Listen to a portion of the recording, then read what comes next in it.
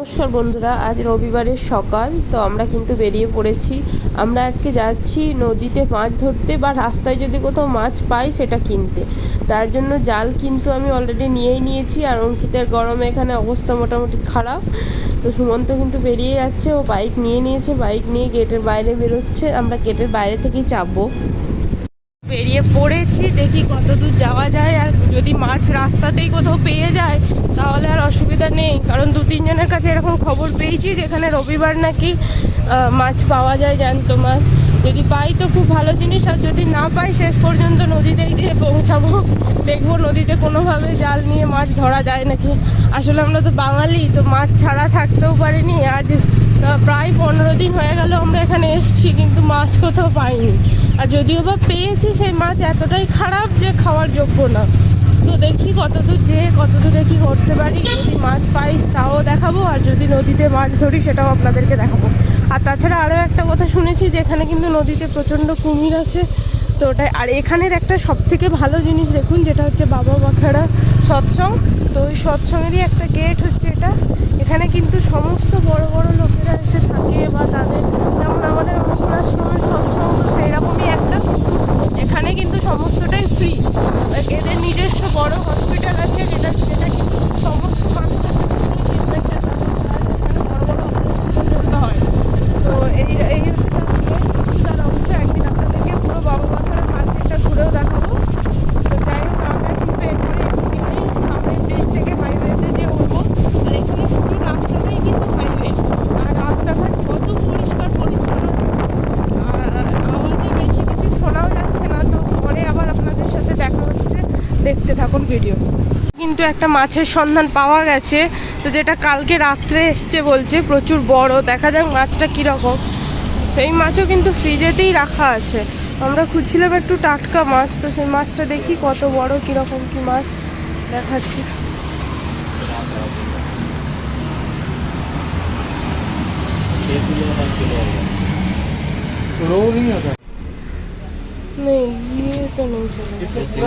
ওই মাছটা তো আমাদের পছন্দ হলো নি, তাই আমরা আবার দেখছি আগে যদি আরও কোথাও পাই। আর সামনেই কিন্তু এই রাস্তাটা দিয়ে সোজা গেলেই কিন্তু নদী। তো সেই লাস্ট পর্যন্ত আমরা মনে হচ্ছে নদীতে যেয়েই জুটবো।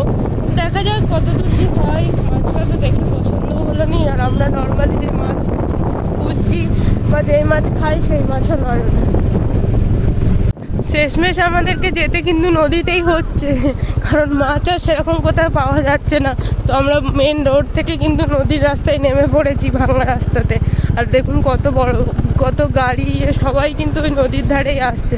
আসলে কি করব, এখানে আর্মি ফোর্স আছে কিন্তু মাছের ব্যবস্থা নেই। তো যেহেতু আর্মি ক্যাম্প আছে, সবাই মাছের জন্য ছটফট করছে। তো যে যেভাবে পারবে এসে মাছ ধরবে।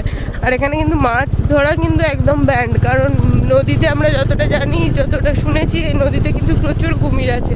তাই দেখবো আশেপাশে যদি কেউ মাছ ধরে তাদের থেকে যদি মাছ পাওয়া যায়, বা নিজেরা যদি চেষ্টা করে দেখবো যদি হয়। তো বাস বললাম যে নদীতে মাছ ধরতে যাব, তার জায়গায় নিয়ে এসে হাজির করলে একটা ট্যুরিস্ট স্পটে। তো যাই হোক, আপনাদের সাথে ট্যুরিস্ট স্পটটাই শেয়ার করি যে কীরকম। অনেক মানুষই এসছে এখানে দেখতে। কি লেখা আছে আমার ঠিক পড়ার ক্ষমতা নেই, কারণ এটা পাঞ্জাবিতে লেখা আছে। তো যাই হোক, একটা মোবাইল নাম্বার দেওয়া আছে, সেটাই দেখুন। এটা একটা মন্দিরই মনে হচ্ছে যতটা সম্ভব।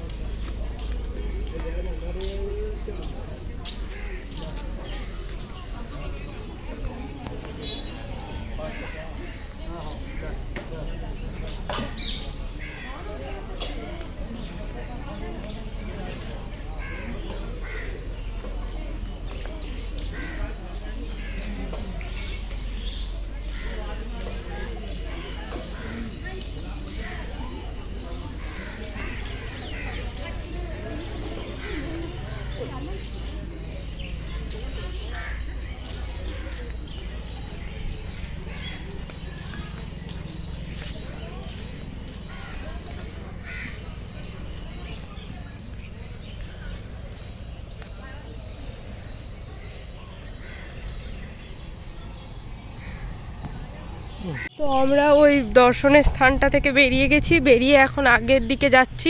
এখানে দেখুন কত ছাগল বসে আছে, তো ছাগল গরু মোষ সমস্ত কিছু আছে। আর এই হচ্ছে সেই নদী, নদীর কিন্তু স্রোত প্রচুর। তো দেখা যাক, আসলে ওখানে এতটাই পরিমাণে স্রোত যে ওখানে কিন্তু কোনোভাবেই চেষ্টা করলেও জাল রাখা যাবে না। তো ওই জন্য আগে দিয়ে দেখছি যদি কোথাও সেরকম সুযোগ পাই। আর অঙ্কিতের অবস্থা দেখুন, পাপা আর দুজনে কীভাবে যাচ্ছে, ওর পাপার কাছে থাকবে নি।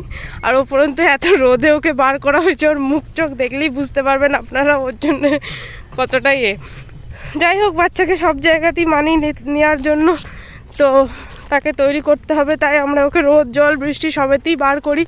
তবে এই পাঞ্জাবে এসে এতটা গরম ওর ঠিক সহ্য হচ্ছে না, কিন্তু তাও অল্প অল্প করে আমরা ওকে বার করে ওর প্র্যাকটিসটা করাচ্ছি।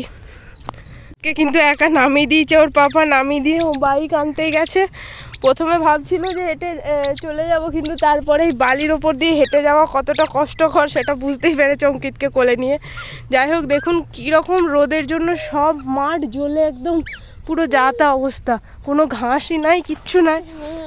হ্যাঁ, আর এই হচ্ছে সে নদী। প্রচণ্ড রোদ, প্রচণ্ড রোদের চাপ। যাই হোক, আপনাদেরকে নদীটা একটু দেখানোর চেষ্টা করছি, দাঁড়ান যদি যাওয়া যায়। না, এদিকে ঠিক যাওয়া যাবে না, তো যেখানে যাওয়া যাবে সেখানেই দেখাবো।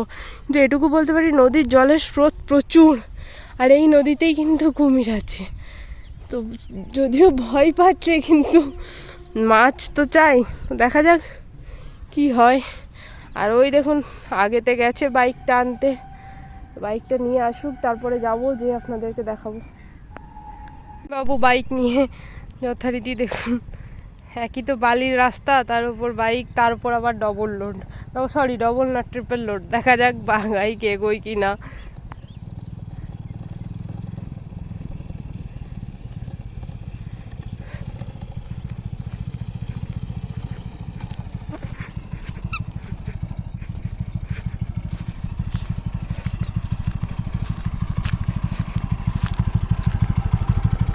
অবশেষে আমরা একটা গাছতলায় এসে দাঁড়িয়েছি, আর এর পাশেই নদী। তো এখানে মনে হচ্ছে নদীর স্রোতটা একটু কম, তো দেখি এখানে যদি কিছু ব্যবস্থা করতে পারি।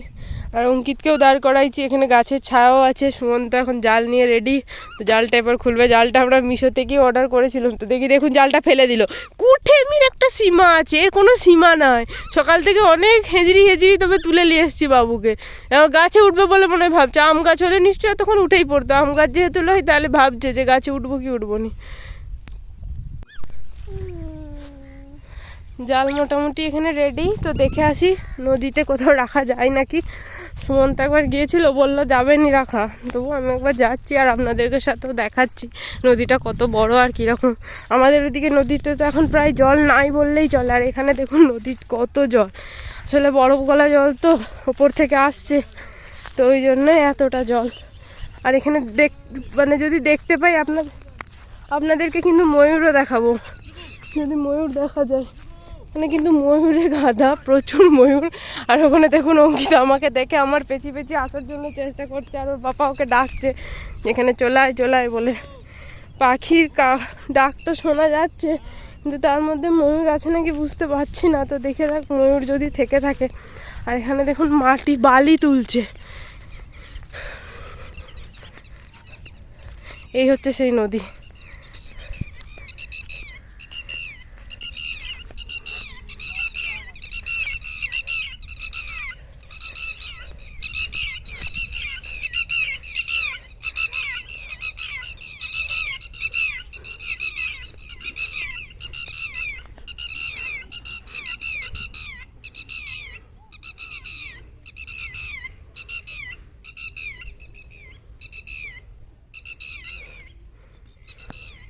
কাজ, ও কিন্তু এসি জলে নামতে আরম্ভ করে দিয়েছে, ওর ওইটাই দাব। এবারে ওর বিরাট খুশি, এবারে জলে নেমে পুরো ভিজবে, ঠান্ডা জল।